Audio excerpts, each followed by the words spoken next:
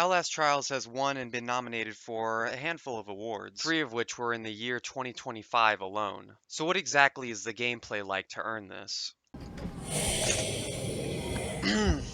A lot of trials. I've been seeing a small spike in a little bit of disliking or disdain for Outlast as a franchise, and more vocal people talking about it. I wanted to dive a little deeper on this topic rather than just hearing people say one-sentence opinions and accusations about a game. There was a little bit of mud in the water at the launch of Outlast Trials. It's really popular right now due to it being free on PS Plus throughout the month of December. But with this audience comes a little bit of a mismatch in terms of what horror fans are exactly looking for. There's absolutely nothing wrong with calling a game with excessive nudity and gore in it practically a snuff film, other than you're a fucking idiot. Outlast was kind of like one of those things that blew up because it was part of the stealth horror genre all the way back in like the early 2010s, alongside Amnesia: The Dark Descent. Also another game where you pretty much hide from evil creepypastas. There can be such an extreme of one genre that it horseshoe effects back around to being completely satirical and pretty much comedic, and I think Outlast actually tops this pretty well. Most communities that have such evil and dark premises usually just end up being huge meme lords.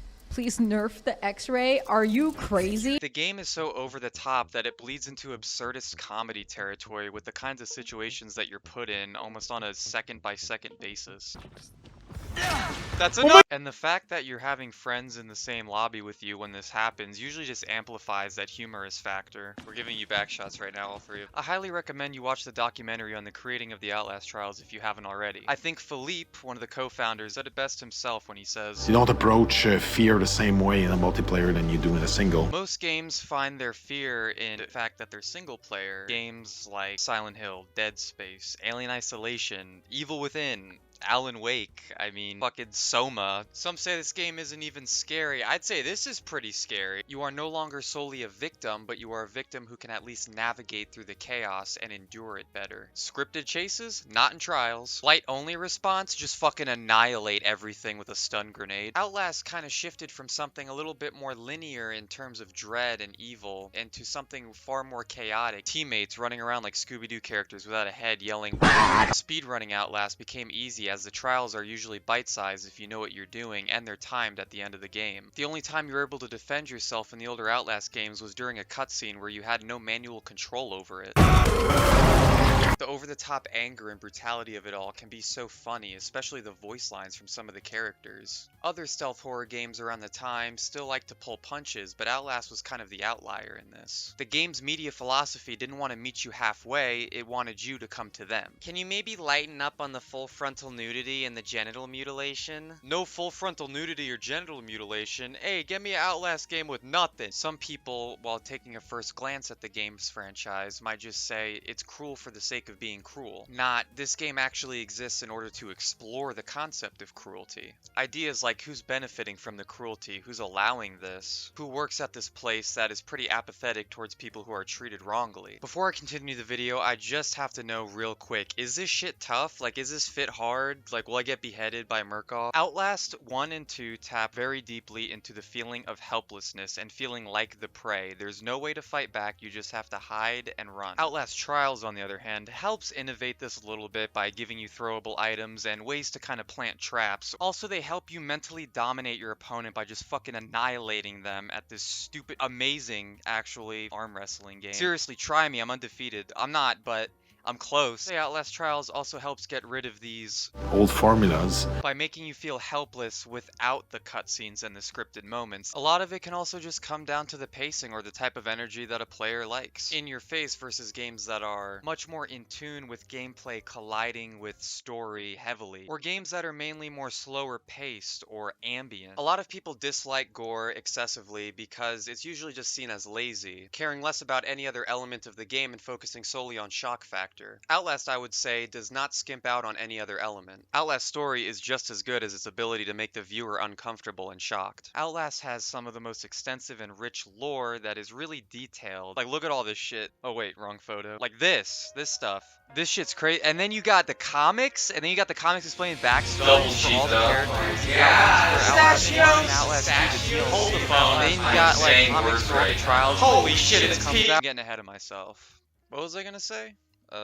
Oh yeah. A lot of trials. Although not a lore-focused video, the more context you have in the Outlast franchise, the better. The more you read these documents scattered throughout the world about characters, the more complex they become and therefore human. Characters you presume to be, oh, I'm big, bad, one-dimensional murderers, turn into characters with their own tragic backstory and mistreatment. Some have the right plans, but very wrong executions. More often than not, these awful people weren't just born this way. Heavily documented antagonists of this game's franchise usually stem from bad childhoods, abuse in more ways than you can count, untreated mental issues. Yet despite the similar-ish backstories with all of these villains, which is mainly abuse or bad childhoods, they end up morphing that trauma into something completely different than one another, which I think is deeply human and one of the reasons why I think the game's franchise nails it with characters. All of these villains have different ways of coping or dealing with their trauma and turning into what we see now. It's a weird feeling. You see these antagonists killing others and performing very sexually depraved acts on one another. But after you understand the context behind most of them, you just can't help but realize that these were just people at one point that were victims of hardships. And this really depends on your philosophy. Do you think these antagonists or characters were always doomed to be this way from the get-go? Or do you think that the world and people around them failed them? I will say that Outlast 1 had a much better feeling of claustrophobia and isolation than Outlast 2 did. Outlast 1 took place in tight-knit corridors and lots of doorways and places that people could easily get the jump on you in, whereas Outlast 2 was very out in the open, and although a little eerie and isolating at times, it was really difficult to navigate and a little confusing. Some people genuinely think that horror games are tied to like gunplay and mechanical skill. It's not a horror game unless like a 360 no-scope, fuckers, you know what I'm saying? Don't get mistaken, the developers definitely made you feel powerless on purpose. It's not a part of the bad game design that some people are making it out to be.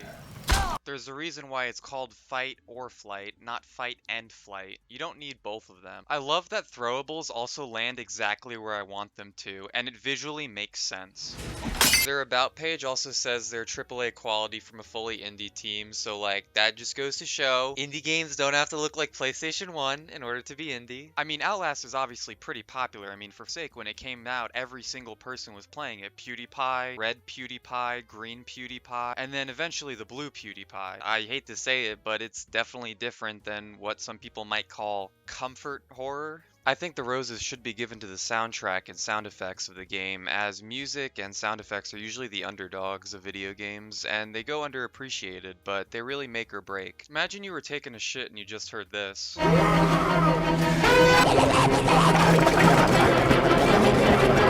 It doesn't want to compromise with every single audience known to man. And that's usually the charm with a lot of indie studios and game companies. You ask anyone and they usually just like the fact that they push the envelope and think outside the box with their messages or their mechanics. I think people sometimes forget the whole point of a horror game. This game just makes me stressed all the time and I get away with my life. What's the reward? Fear is the reward. You are meant to get the fear as a reward. You are meant to be scared and anxious. At its core, this is what a horror game should make you feel. This is a good thing because the game is doing its job. What?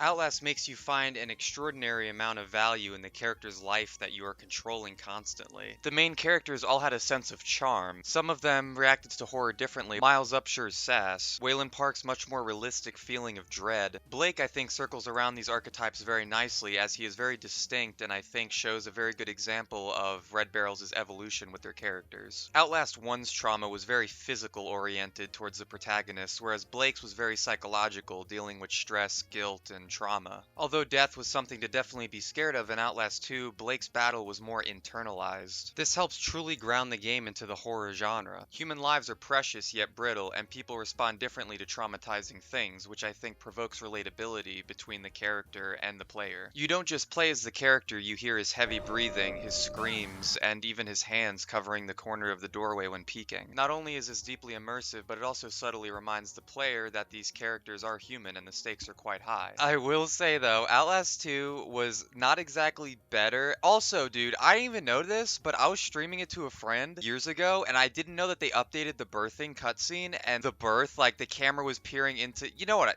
I'm at a loss for words, quite literally. But in terms of plot and kind of shoving the story a little bit more in your face, Outlast 1's storyline was a lot better at this than 2. Another reason why people might be against this game is its limited but admitted use of AI imagery. Examples may include pictures pictures and or posters used in some of the environments. Although nobody is exactly praising generative AI, I would have to say that some people might see this and read it as the Earth blew up, there's blood everywhere. Despite this admission, nobody seems to really care about it, as the game flip-flops between 94 and 95%. Positive reviews, if that wasn't clear. I feel I've said the most important things for this video. If I was to add something after this video, I'd probably put it in a pinned comment down below. I don't really have a closing statement myself, so I'll let Leland Coyle give one for me. Sergeant Leland Coyle with a special public service announcement on this, the 20th of January, 2025.